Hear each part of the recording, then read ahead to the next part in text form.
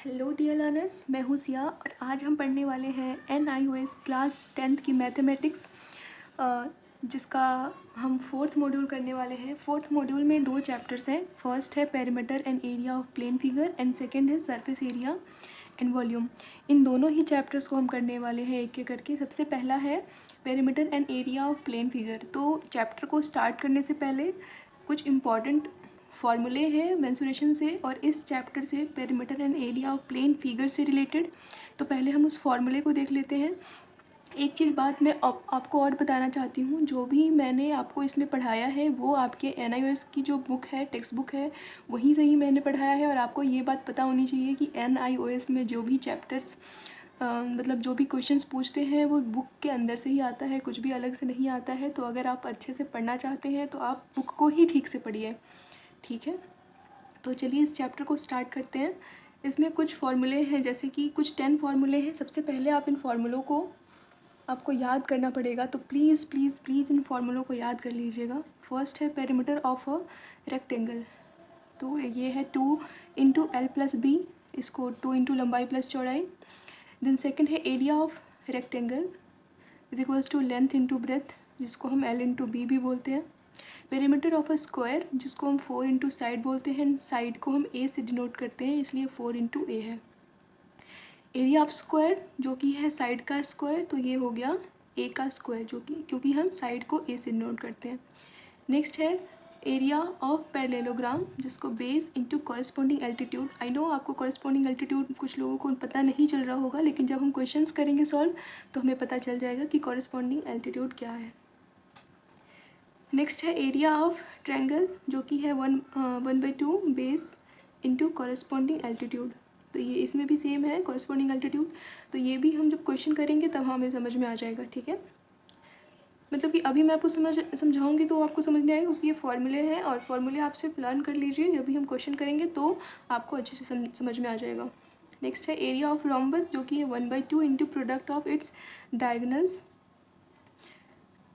Next है area of trapeze, जो कि है 1/2 into sum of 2 parallel sides into distance between them, ठीक है।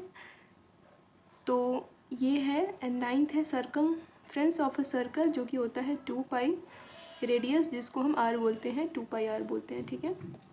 एंड 10th है एरिया ऑफ अ सर्कल, जो कि है पाई इंटू रेडियस का स्क्वायर, जिसको हम बोलते हैं शॉर्ट में पाई R स्क्वायर, ठीक है। तो ये प्लीज़ प्लीज़ प्लीज़ इसको याद कर लीजिएगा, क्योंकि इसके बिना कोई भी क्वेश्चन हम नहीं कर सकते।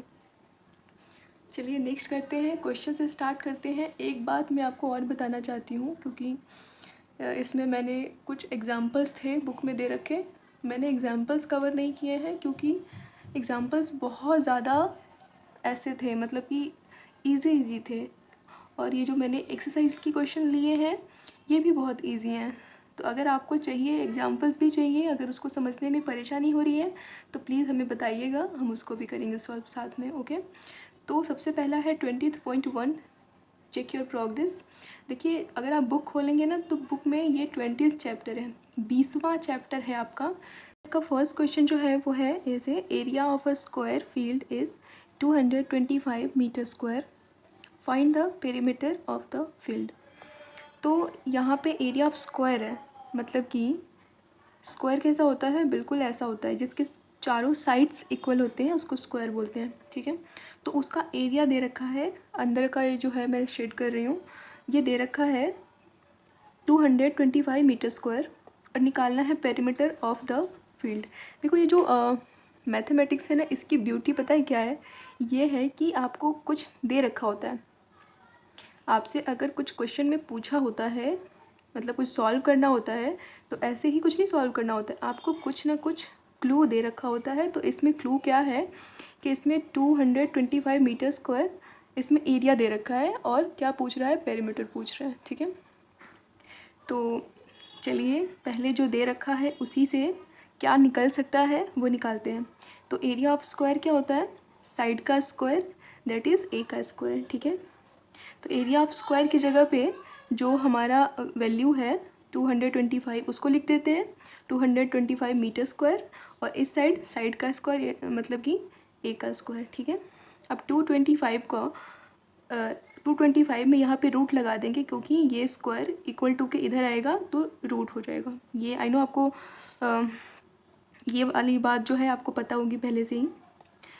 अब रूट जो है, रूट से बाहर निकालने के लिए क्या करना पड़ता है हमको, ये वाला मेथड अपनाते हैं। ये थोड़ा सा लॉन्ग मेथड है पर ये आप कर सकते हैं, ठीक है, ये इजी है थोड़ा सा।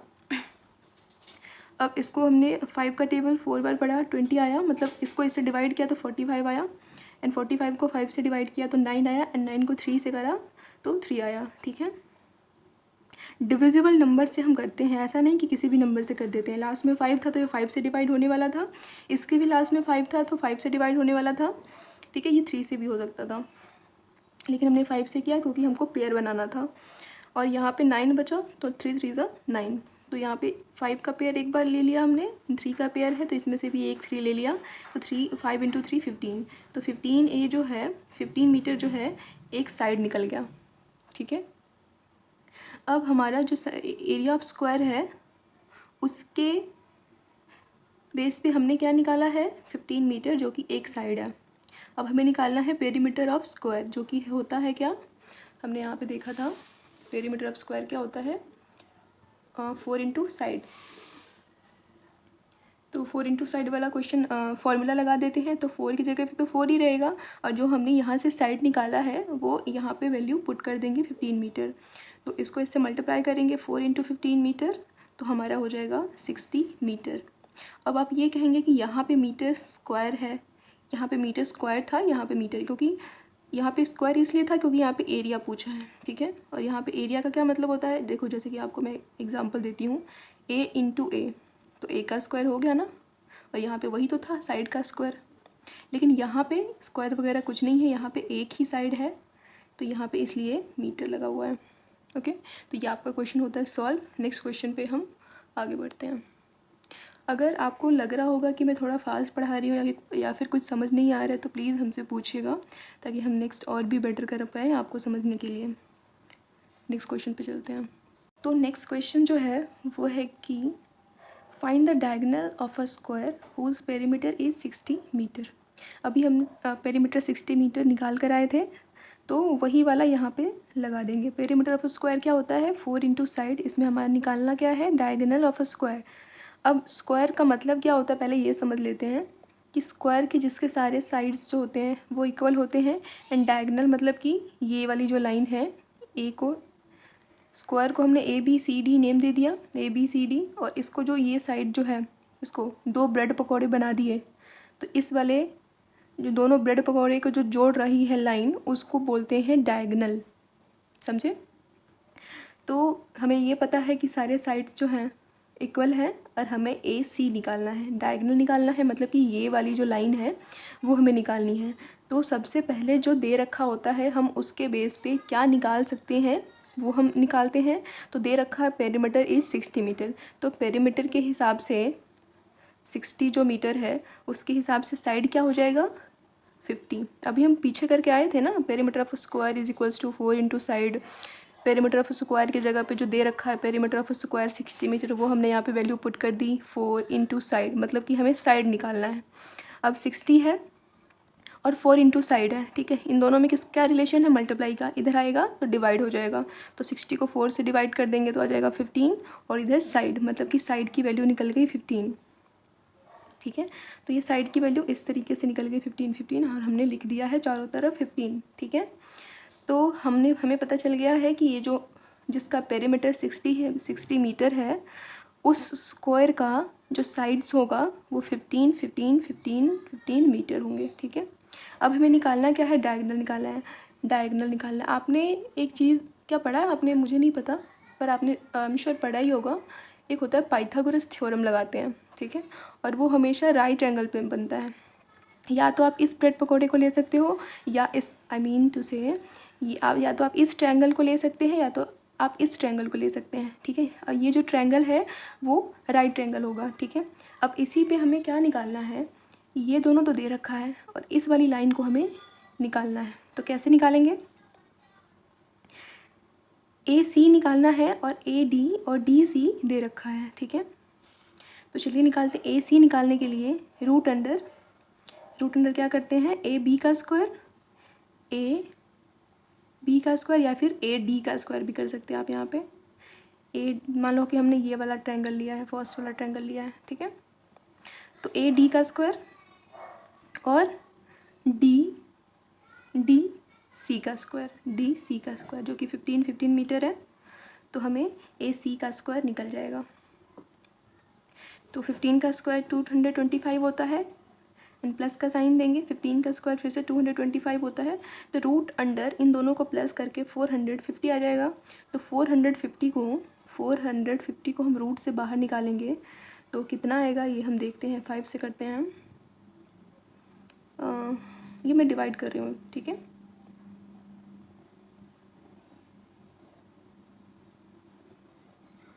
इसको 18 को 3 से डिवाइड करेंगे तो क्या होगा 6, और फिर से 3 से करेंगे तो 3 2 6, एंड 5 का पेयर बन गया, 3 का पेयर बन गया, और यहाँ पे 2 रह गया अकेला। तो जो भी अकेला रहता है उसको हम रूट में रहने देते हैं, ठीक है, और जो जिसका पेयर बन जाता है उसका एक बाहर निकाल के लिखते हैं। तो इसका मैंने 15 कैसे लिखा है वो मैं बता देती हूँ। तो 5 का पेयर में से एक 5 ले लिया, इंटू 3 के पेयर में से एक 3 ले लिया, जो 2 अकेला है उसको हमने ऐसे ही 2 छोड़ दिया, इज इक्वल्स टू फिर से करेंगे 5 3 15 एंड रूट 2। इस तरीके से ये वाला जो आंसर है ये आया है। ओके, तो ये हमारा सेकंड क्वेश्चन भी होता है कंप्लीट। तो डायगोनल लेंथ जो आता है वो हमारा था इस वाले ट्रायंगल का, जो ये AC है डायगोनल लेंथ है वो आ गया 15 रूट 2। इस वाले ट्रायंगल के लिए भी सेम है और इस वाले ट्रायंगल के लिए भी सेम है, ठीक है। तो अब करेंगे नेक्स्ट क्वेश्चन। तो चलिए देखते हैं क्वेश्चन थर्ड क्या दे रखा है। Length and breadth of a rectangular field are 22.5 metre and 12.5 metre respectively मतलब कि जैसे कि 12.5 है ये है लेंथ एंड 12.5 है ये है ब्रेथ। तो निकालना क्या है, एक बार आपको एक सोल्यूशन करना है area of the field and दूसरी बार निकालना है length of the barbed wire required fence the field. अच्छा, मैं सेकंड वाला क्वेश्चन आपको थोड़ा मुश्किल लग रहा होगा, मैं समझा दूंगी। फर्स्ट वाला तो ईजी है, इसको करके देखते हैं। तो इसमें निकालना है एरिया ऑफ द फील्ड। तो एरिया ऑफ द फील्ड, और फील्ड कैसा है, रेक्टेंगुलर है, फील्ड कैसा है, रेक्टेंगुलर है, ठीक है। तो एरिया ऑफ रेक्टेंगल कैसे निकालेंगे, एरिया ऑफ रेक्टेंगल का फॉर्मूला याद कीजिए हाँ, लेंथ इंटू ब्रेथ होता है एरिया ऑफ रेक्टेंगल का फॉर्मूला, ठीक है।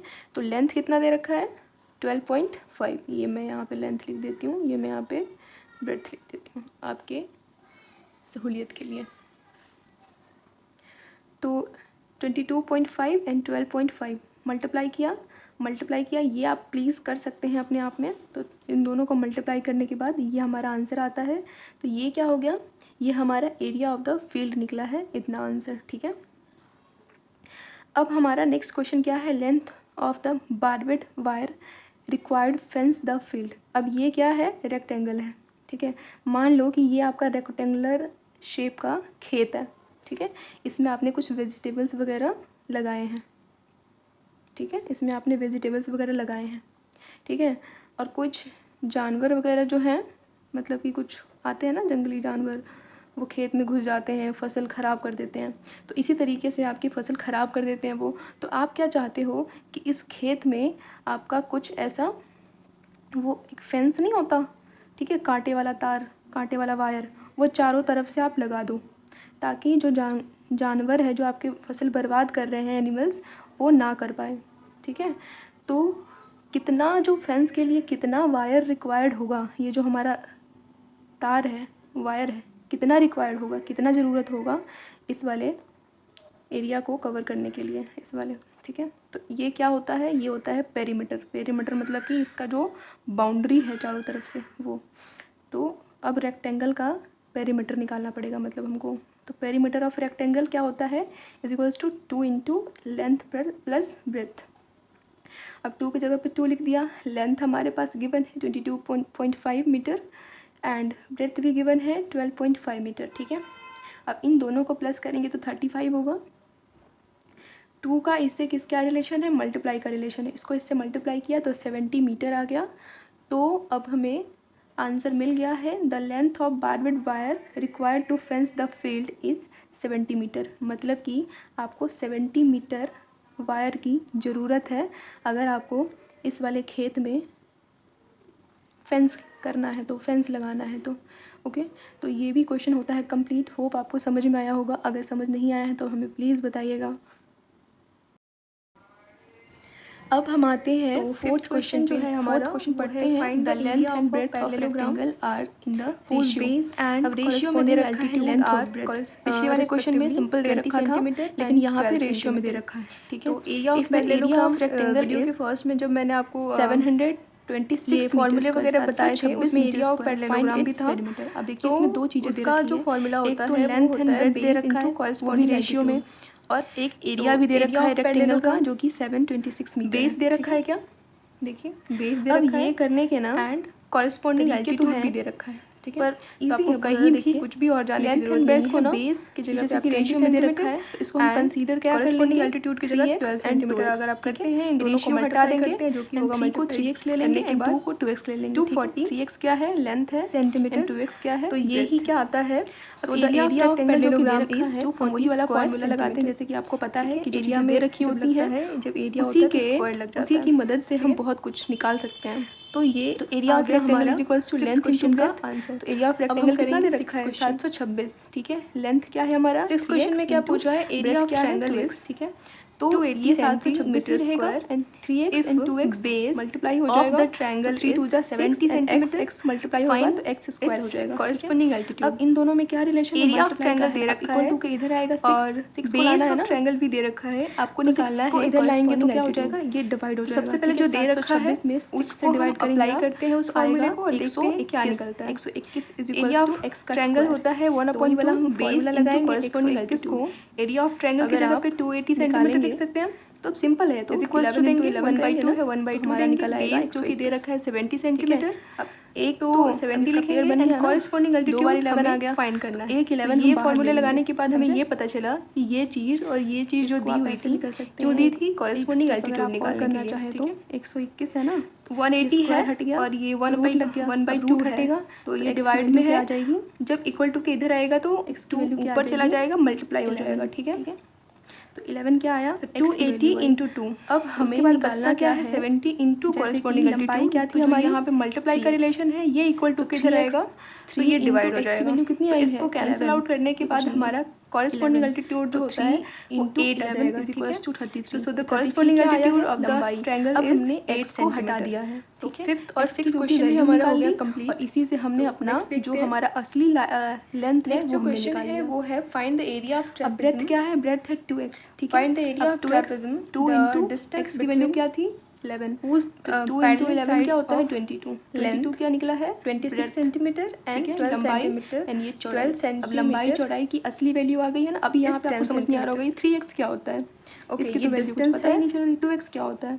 अब And यही ये 3x दोनों जो 2x दे को रखा हमने है, 33 ये एंड parallel 2x को sides 22 हमने निकाल लिया है, ठीक है। ठीक है। अब हमें निकालना ये क्या है, दोनों find its parallel side. Perimeter. अच्छा क्वेश्चन थोड़ा सा अलग तो हो गया, पेरीमीटर आपकी ऑफ बुक में भी रेक्टेंगल ऐसे क्या दे होता है, रखा होगा, पेरीमीटर ऑफ बट रेक्टेंगल होता है आप 2 इसको इंटू करेक्ट लेंथ कर सकते हैं, प्लस, ठीक है। ये तो 2 की 26 जगह पे हमने 2 सेंटीमीटर लिख एंड दिया, 12 तो हमें सेंटीमीटर जो पेरीमीटर है निकालना है ना, वो लेंथ क्या है, कितना निकला है, वो 33 पैरेलल साइड्स है प्लस एंड ब्रेथ कितना डिस्टेंस निकला है, बिटवीन देम 22, ये है अब 10 2 इंटू इन सेंटीमीटर। दोनों को इसलिए मैंने प्लस यहाँ पे कर लिख देंगे दिया है। 55। बुक में कुछ मिस टाइप हो अब क्या सकते हैं, करेंगे, आपके 2 टेक्स्ट को बुक में भी मिस टाइप हो सकते हैं, तो आप 55 ध्यान से, रखिएगा। मतलब 55 को 2 से ये बुक से मल्टीप्लाई ही कर क्वेश्चन देंगे, उतारा हुआ है, इसलिए 110 थोड़ी सी मीटर, गलती हो ये गई पेरीमीटर आ है, गया। बट यहाँ पे सोल्यूशन में मैंने सही कर दिया इस है। तरीके से हमारा फोर्थ क्वेश्चन जो है वो एरिया ऑफ कंप्लीट ट्रेपेजिज्म होता है। चलते हैं फिफ्थ की ओर। इज इक्वल्स टू होता है 1/2 sum of parallel sides into distance between parallel sides. तो 1/2 की जगह पे 1/2 आ जाएगा। एरिया ऑफ ट्रेपेजिज्म हमको निकालना ही है, तो सम ऑफ पैरेलल साइड्स क्या है 26 + 12 इंटू डिस्टेंस दे रखा है 10 सेंटीमीटर। अब इसको हम सॉल्व करेंगे, तो सबसे पहले तो आपको पता ही है कैसे सॉल्व करते हैं। सबसे पहले ब्रैकेट के अंदर का सॉल्व करते हैं, तो 1/2 लिखेंगे, इन दोनों को प्लस करके ब्रैकेट के अंदर लिखेंगे और इंटू 10 करेंगे, ठीक है। अब उसके बाद 2 को 10 से कैंसिल आउट करेंगे, तो ये आ जाएगा हमारा बचेगा 38 इंटू 5, इन दोनों को मल्टीप्लाई करेंगे तो 190 आ जाएगा, ठीक है। तो so the area of trapezium is 190 square centimetre. Area जब भी लगता है तो स्क्वायर सेंटीमीटर लग जाता है, ओके। तो ये हमारा 7th क्वेश्चन भी हो गया कंप्लीट। अगर आपको ऐसा लग रहा है कि मैं जल्दी जल्दी पढ़ा रही हूँ, अगर आपको समझ नहीं आ रहा है तो प्लीज़ कमेंट में हमें बताइएगा। बिल्कुल छोटा छोटा है, एक एक फॉर्मूले लग के पूरा क्वेश्चन सॉल्व हो रहे हैं, तो इसलिए ज़्यादा इसमें टाइम वेस्ट करना मुझे नहीं लग रहा कि अच्छी बात है। बट अगर आपको समझ नहीं आ रहा है तो I will definitely explain again, ठीक है। तो बताइएगा ज़रूर। नेक्स्ट क्वेश्चन जो है वो 8th है। 8th क्वेश्चन जो है, perimeter of a rhombus is 146 centimetre and the length of one it's diagonals is 48 centimetre and find the length of its other diagonal, ठीक है। तो ये क्वेश्चन था, थोड़ा सा अटपटा सा है। रोम्बस मैंने यहाँ पे बना दिया है, ठीक है, बुक में ही दे रखा था। अच्छा नहीं, बुक में नहीं दे रखा था, पता नहीं, मुझे याद नहीं है जब क्वेश्चन में लिख रही थी। तो पेरीमीटर ऑफ अ रोम्बस दे रखा है, मतलब रोम्बस का चारों तरफ से इसका जो बाउंड्री होगा वो दे रखा है 146 centimetre. Length of one diagonal, one of its diagonal is 48। अच्छा, इसका एक डायगनल की लेंथ भी दे रखी है 48। तो फाइंड द लेंथ, अच्छा दूसरे डायगनल का लेंथ निकालना है आपको, ठीक है। तो चलिए स्टार्ट करते हैं। In rhombus all sides are equal, rhombus में भी सारे साइड्स इक्वल होते हैं, ठीक है। तो 30। अब यहाँ पे पेरीमीटर दे रखा है, तो यही वाला फॉर्मूला लगाते हैं। तो पेरीमीटर ऑफ रोम्बस होता है 4 इंटू साइड्स, क्योंकि ये सिंपल सा है ना, अब वो स्क्वायर की तरह। तो पेरीमीटर 146 है is equals to 4 into sides है। तो 4 मल्टीप्लाई में है, इधर आके डिवाइड हो जाएगा और साइड की वैल्यू निकल जाएगी 36.5। अब 36.5, ये यहाँ पे भी 36.5, यहाँ पे भी सेम, यहाँ पे भी सेम, ओके। वन डायगनल दे रखा है जिसका जो है लेंथ है वो है 48 सेंटीमीटर। तो मान लेते हैं कि इस वाले डायगनल का दे रखा है, ये वाला ए और सी दे रखा है, ठीक है। मान लेते हैं, या तो हम बी डी भी मान लेते हैं या फिर ए सी भी मान सकते हैं हम, ठीक है। तो ये वाला डायगनल हम मान लेते हैं ए सी मान लेते हैं कि 48 दे रखा है, ठीक है। तो ए सी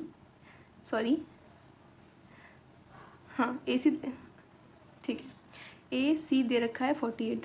तो यहाँ से लेकर यहाँ तक जो वैल्यू होगी, मतलब ये तो है हाफ कटा हुआ है ना, यहाँ से लेके यहाँ तक जो लेंथ होगी उसका हाफ ये होगा, ठीक है, यहाँ से लेके ए ई, ठीक है। तो वही है ए ई इज इक्वल्स टू ई सी, ठीक है।